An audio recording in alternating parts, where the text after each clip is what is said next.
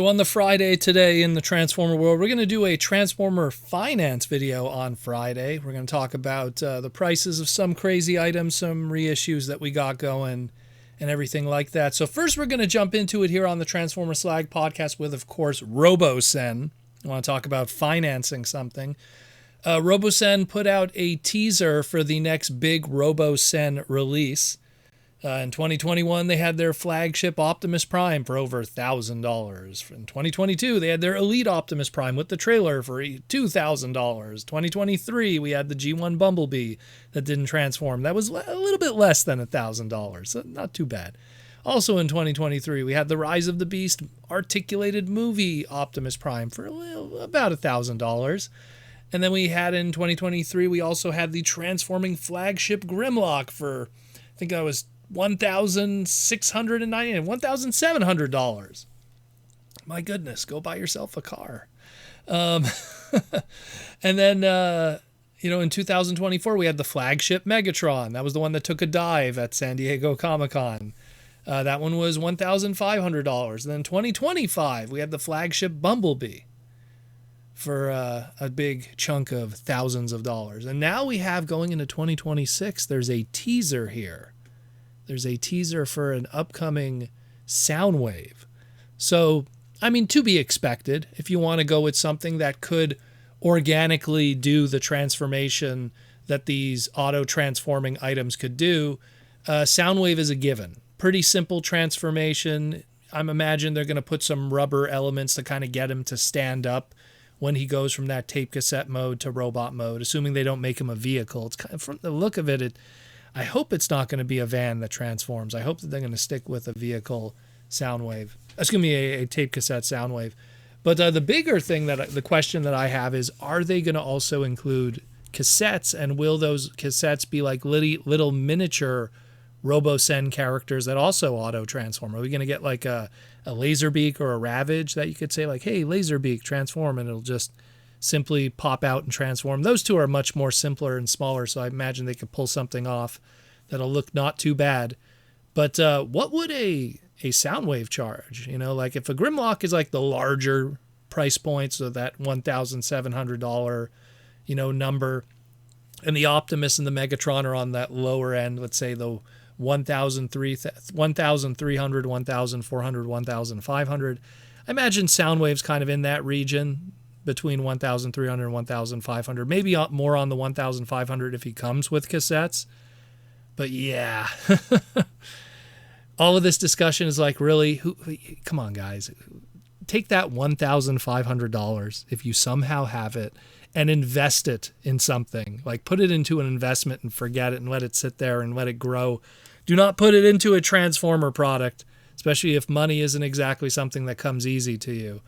My goodness, imagine what you could buy with $1,500 with Transformers, the amount of stuff you could get, as opposed to a brand new product that auto-transforms, especially on the heels of us just talking about a leader class 86 Soundwave that is going to be a fraction of that. Take that $1,500 that you would have bought the Robosen Soundwave, take $100 of that, put it into the leader class Soundwave, take the leftovers of that $100, go buy yourself something nice to eat, and then take the extra $1,400 and go invest it in a good, stock that you could trust in that works for you, and just set it and forget it, like I always say. Don't worry about the ups and downs. Come back to it in 20 years, and trust me, you'll be happy. Yeah, wow, okay. That's the first part of the Transformer Finance video today.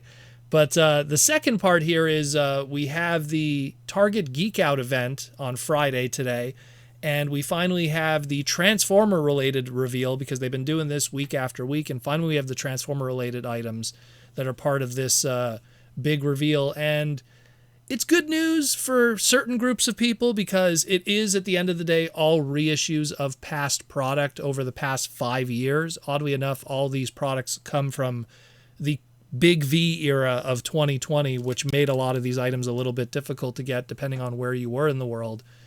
But one of these items is really in demand still to this day and kind of hard to get, even in the secondary market, and has jumped a lot in value. One of them's a mid-range kind of item that, went up in value but does have other options. And one of them is more just, hey, this item was always around. But I mean, we want another opportunity for people to get it because it is a cool item. So the first one we got here is a reissue of the Earthrise Voyager class Thrust, originally a Target exclusive back in the day too, 5 years ago. Yeah, it's been 5 years since the Big V. A 2020 item. And again, because of the Big V, because of the lockdowns, because of the difficulty with a lot of stuff, he was a tough item to get. Online, he would sell out instantly. The secondary market was nuts with him. Here in Canada, he was a Toys R Us exclusive, and Toys R Us already were kind of, diminishing a little bit in Canada also. So there was only so many options that you could get to find this Thrust locally. I know here in Montreal, one of our local scalpers just swooped in and bought them all and then put them on Facebook Marketplace and would act like, oh, I didn't know what's going on. But yeah, so he was a difficult item to get, needless to say. And during those 5 years, literally up until even a few weeks ago on this 5-year stint, if you wanted an Earthrise Voyager Thrust, you're talking easily $150 on the secondary market sold. Like, it was crazy.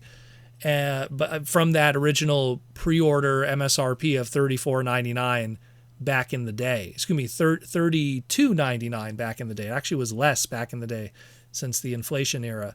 So you're lucky now. Pre-orders are up right now. They haven't sold out yet. You could pick them up for $34.99. So it's the new modern MSRP. It's a few bucks more from 2020, but it sure as hell isn't paying $150. That's for sure. So if you haven't picked them up, now's a good opportunity to get him, and you won't bust the bank, and you won't be putting your money into scalpers. And I almost feel bad looking at recent eBay sales of $150 and the people that pulled the trigger and couldn't wait. The next one we got here is an Earthrise Deluxe Class Sunstreaker, also a 2020 item. This is a 50-50 in terms of did we need it? Is it something that's good? He was really tough to get at one point 5 years ago. Kind of a slightly later wave Earthrise item. Again, tough to find in retail because of the current climate and conditions that was going on with the Big V. Kind of got alleviated a little bit in terms of difficulty because he did have a Japanese release. There was the Autobot 5-pack, which I think is the superior paint scheme of that version if you want to get one version of that mold.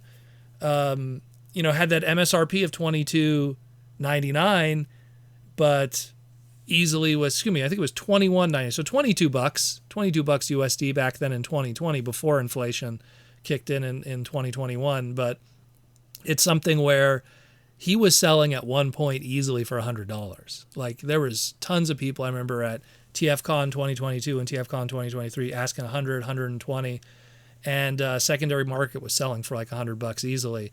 But now, since the Autobot 5-pack and a lot of other stuff, it's been softened a bit, and now it's down, and it sells still for about $70 to $80 in the secondary market. Again, the Autobot 5-pack kind of made it go down a bit. But unless you really want that first version, I would suggest going out of your way to get the Autobot 5-pack. Like, if you want a Sunstreaker of that mold, get the Autobot 5-pack version and pay a little more. But I mean, at the same time, if you don't and you just want to get this first version, $24.99 on Target right now. Not sold out yet. I mean, it's a little small price bump from the MSRP of 5 years ago of $22, $21.99.